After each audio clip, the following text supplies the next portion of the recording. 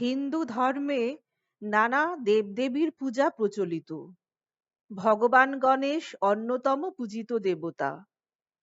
আমাদের দেশে দুর্গাপূজার সময় ভাদ্র মাসে ও মাঘ মাসের শুক্লা চতুর্থীতে গণেশের বিশেষ পূজার ব্যবস্থা আছে। জন্মাষ্টমীর পরে যে শুক্লা চতুর্থী তা গণেশ চতুর্থী নামে খ্যাত।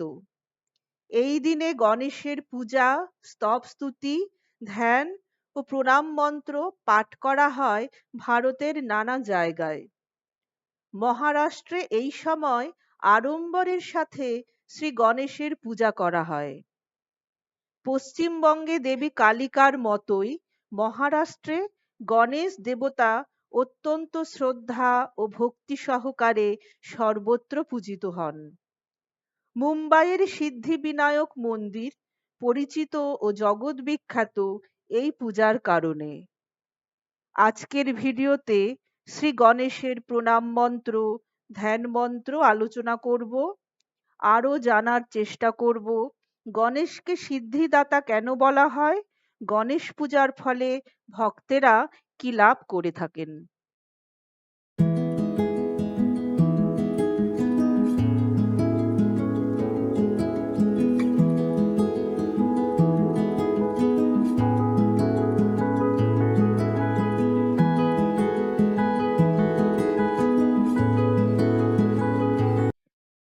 গণেশ পূজার ধ্যান মন্ত্রটি হল ওং খর্বং স্থূলতনুং গজেন্দ্রবদনং লম্বদরং সুন্দরম প্রসন্দমদ গন্ধলুব্ধ মধুপোবেলোলগণ্ডস্থলম দন্তাঘাত বিদারিতারিরুধিরৈ সিন্দুর শোভাকরং বন্দে শৈলসুতাসুতং গণপতিং সিদ্ধিপ্রদং কামদম।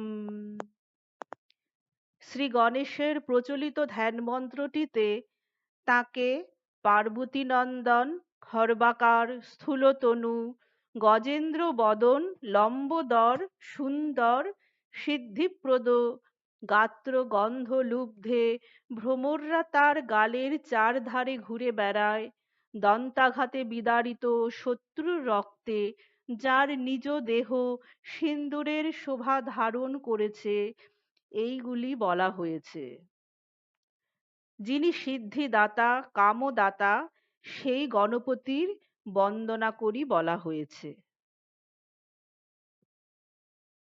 শ্রী গণেশের প্রণাম মন্ত্রটি এখন পাঠ করে শোনাচ্ছি।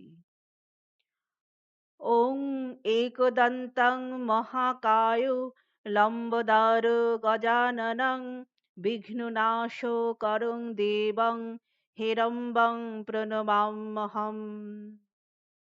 এর অর্থ হল, যিনি একদন্ত, মহাকায়, লম্বোদর, গজানন এবং বিঘ্ন নাশকারী, সেই হেরম্বদেবকে আমি প্রণাম করি। এবার শ্রী গণেশের প্রার্থনা মন্ত্রটি পাঠ করে শোনাচ্ছি।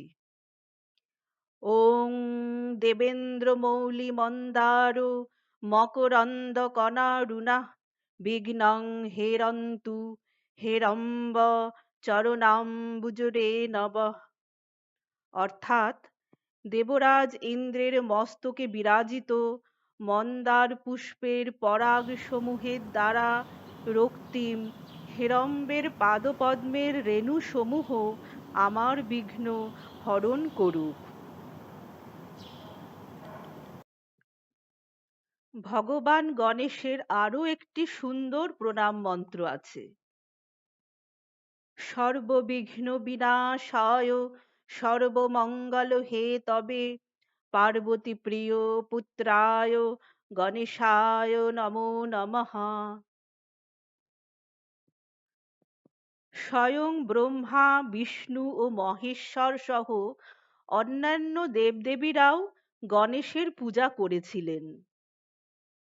ভগবান শ্রীবিষ্ণু যে মন্ত্রটি পাঠ করে গণেশের স্তবস্তুতি করেছিলেন, সেটি হলো ওং শ্রীং হ্রিং হ্রিং শ্রী গণেশায় নমঃ।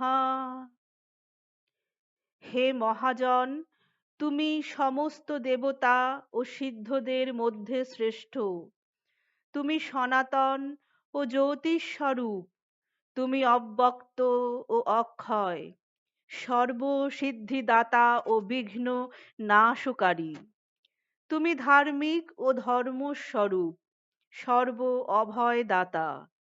স্বয়ং ব্রহ্মাও সাক্ষাৎ সরস্বতীও তোমার স্তব করতে অক্ষম। আমার তো কোনো কথাই ওঠে না।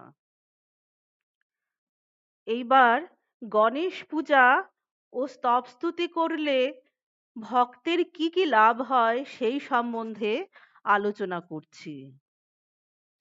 গণেশ পূজার দ্বারা মানুষের প্রভূত কল্যাণ সাধন হয়, কর্মের বাধা বিঘ্ন দূর হয়, ভয়ানক গ্রহপীড়া জনিত কষ্টের মধ্যে মানুষকে পড়তে হয় না, অসাধারণ পাণ্ডিত্য ও বাকসিদ্ধি লাভ সম্ভব হয়। যারা শ্রী গণেশের পূজা ও স্তবস্তুতি করেন তাদের শত্রু হানি হয় ও বন্ধুর সংখ্যা বাড়ে। ভগবানের কৃপায় সকল শুভ কামনা ক্রমে ক্রমে পূর্ণ হয়, ধন সম্পদ বৃদ্ধি পায়। বংশ পরম্পরায় তার গৃহে লক্ষ্মী দেবী বসবাস করেন। ইহলোকে সর্বত্র সেই মানুষ ভয়মুক্ত থাকেন। যিনি গণেশ কবচ ধারণ করেন তার জীবন সর্ববিপদ মুক্ত হয় এবং মর্ত্যলোকে বিভিন্ন তীর্থক্ষেত্র দর্শনের ফল লাভ হয়।